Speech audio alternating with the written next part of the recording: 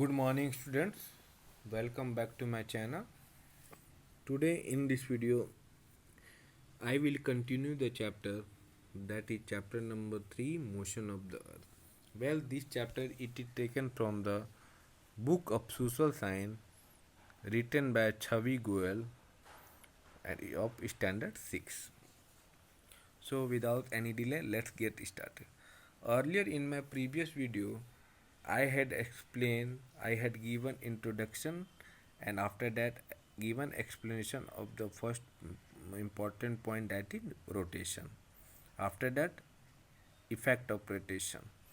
Now, in this video, I will start the new topic, that is revolution. It is given in this chapter number 3, motion of the earth. Like I said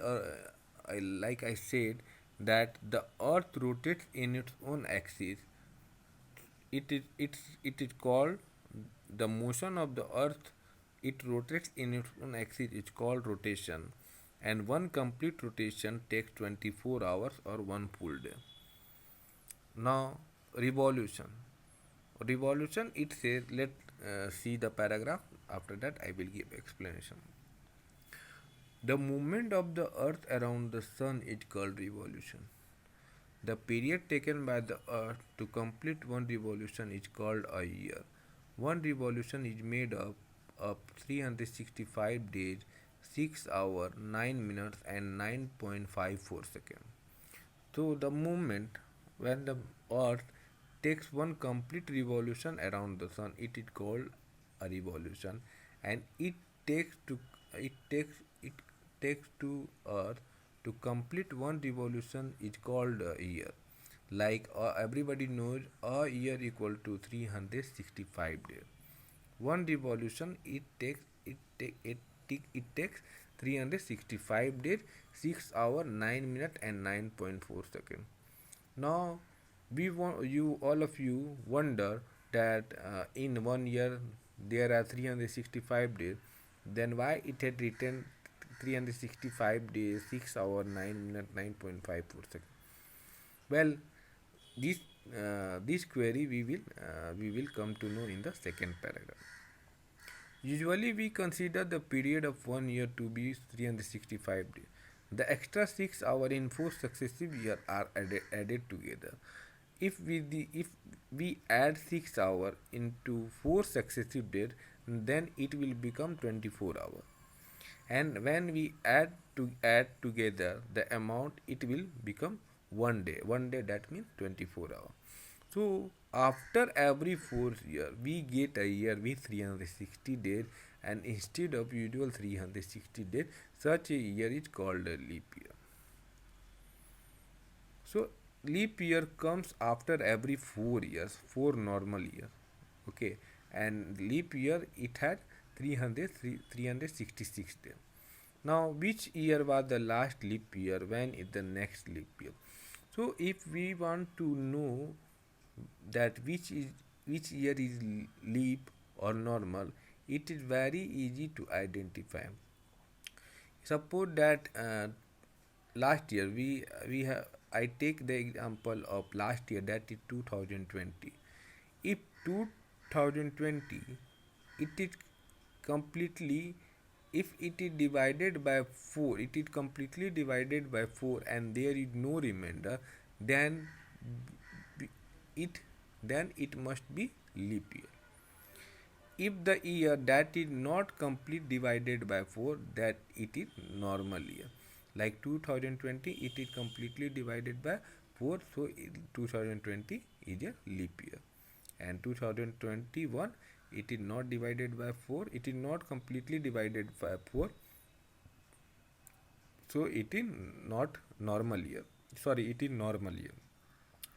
Next question, it is asking when is the next leap year? Well, 2024. If last year 2020 is leap year, then we must add 4 years, and add 4 year 21, 2021, 2022, 2023, 2024. So 24 is the leap year. Now, next point, it is effect of revolution. Season. So when the revolution takes place, What are the effects of pre-pollution? We will discuss. First effect that we face, it is season. Generally, we see there are four seasons: spring, summer, autumn, or fall, or and winter. Why it is happened? We will come to know in the second line. As the earth orbits around the sun, its axis always remains tilted at 23.5 degree in the orbital path. This means that as the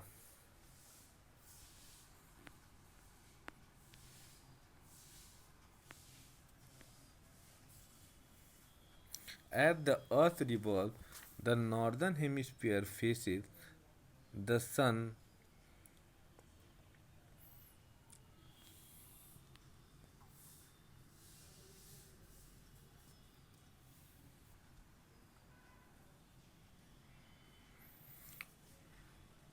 As sorry, one second.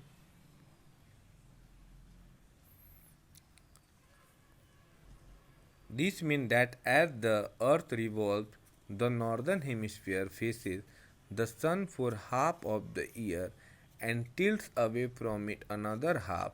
It also means that different locations on the earth face the sun at various times of the year. This constant inclination of the earth on its axis combined with the revolution of the earth cause different seasons. Well, we we see there are four seasons, that is the spring, summer, autumn, winter. Why? Because the earth orbits around the sun, and our planet earth, it tilted at 23.5 degree in the orbital path. That is the reason earth revolves, and when the northern hemisphere faces the sun, the half for half of the year and tilts away from it from another half. It also means that different locations of the earth face the sun at various times of the year. Okay, if there if right now if I am in Patna, so that if we take exam, if we want to know that the weather, if we want to know about the weather of United Kingdom, maybe there in United Kingdom there were different time. Okay, there is different time in United Kingdom, because different time refer on the based on the different location, because different location on the earth face the sun at various times of the year. This constant inclination of the earth on its axis combined with the revolution of the earth, it causes different seasons. If the northern hemisphere faces the sun, is receive direct sun ray, so it is summer in the northern hemisphere. So earlier in the previous chapter, I had I had explained about the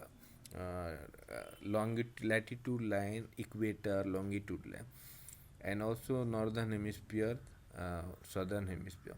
So above equator there is northern hemisphere, and if the sun ray directly fall on the surface of northern hemisphere, it is summer.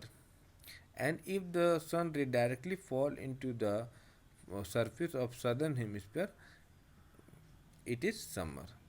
And rest of the part and northern hemisphere, it is winter. So on the other hand, so likewise, if the sun ray directly fall into the northern hemisphere, it is summer and winter in the southern hemisphere. And on the other hand, when the southern hemisphere, the sun directly fall on the surface of southern hemisphere, the part of the southern hemisphere, it has summer, and while the part of the northern hemisphere, it has winter. So the earth orbits the sun in an oval or elliptical path, so the distance between the earth and the sun varies during revolution. That is the why season changes according to the time, and because the distance between the earth and the sun, that they vary during revolution. When the earth revolves around the sun, the distance between the earth and the sun, they vary. So that's enough for today. Tomorrow I will continue the new topic, that is equinox and solstice. Thank you.